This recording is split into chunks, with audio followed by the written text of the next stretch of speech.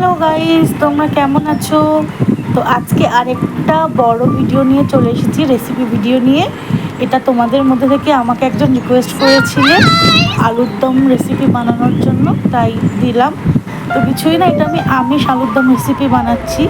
তো প্রথমে গোটা গরম মশলা, এলাচ, লবঙ্গ আর তেজপাতা, দুটো শুকনো লঙ্কা তেলে দিয়ে দিলাম। তেলটা গরম করে তার মধ্যে পেঁয়াজ দিয়ে দিলাম, কোচানো পেঁয়াজ। সেটা ভাজার পরে মশলা দিয়ে দিলাম, রসুন দিয়েছিলাম, একটু আদা দিয়েছিলাম আর বেশ কয়েকটা কাঁচা পাকা লঙ্কা।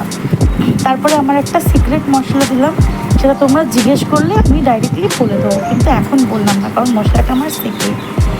দেন তারপরে পরিমাণ মতো লবণ, হলুদ, জিরে গুঁড়ো, ধনে গুঁড়ো সব দিয়ে মশলাটাকে সুন্দর করে কষাতে লাগলাম। যখন শুকিয়ে আসলো, মশলাটা থেকে দেখলাম তেল ছেড়ে গেছে, তখন ভালো করে আর একটু নাড়াচাড়া করলাম। বেশিক্ষণ আর বেশ নাড়াচাড়া করবো না, তাহলে নিচে থেকে লেগে যেতে পারে। তো তারপরে যে মিক্সিতে বাটিটাতে মশলা করেছিলাম সেটা ধুয়ে জল দিয়ে দিলাম পরিমাণ মতন। আমি যেহেতু আলুটা আগের থেকে সেদ্ধ করে নিয়েছিলাম, কারণ আলুটা আমি বড় বড় করে কেটেছিলাম, তাই তো 3-4টে সিটি মেরে নিয়েছিলাম। সিটিটা বসিয়েছিলাম, বসানোর পরে তুলে নিয়েছিলাম, ব্যাস। তারপর আলুগুলোও দিয়ে দিলাম জলে, ঢেকে দিলাম। ঢাকা তুলে দেখো সাইড থেকে তেল বেরিয়ে গেছে, তরকারিটা দারুণ গন্ধ বেরোচ্ছিল। ব্যাস, আমার এই রান্না করলে একটা প্রবলেম, কড়াই বেঁকিয়ে যায়।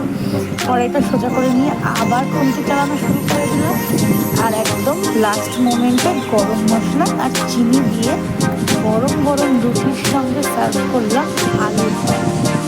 তো যাই হোক, তোমরা সবাই আমার ভিডিওটা দেখছো, কিন্তু কেউ লাইক করছো না, সাবস্ক্রাইব করছো না। ভিডিওটা বানাতে আমি এক হাত দিয়ে বানাই, এক হাত দিয়ে রান্না করি, খুবই কষ্ট হয়। তোমাদের জন্য কষ্ট করে ভিডিওটা বানাই। তোমরা যদি একটু সাবস্ক্রাইব না করো, লাইক শেয়ার না করো, কমেন্ট না করো, তাহলে তো আমি উৎসাহই পাই না। এটুকু করে দাও প্লিজ, তাহলে আরও নতুন নতুন ভিডিও আসবে। আজকের জন্য টাটা।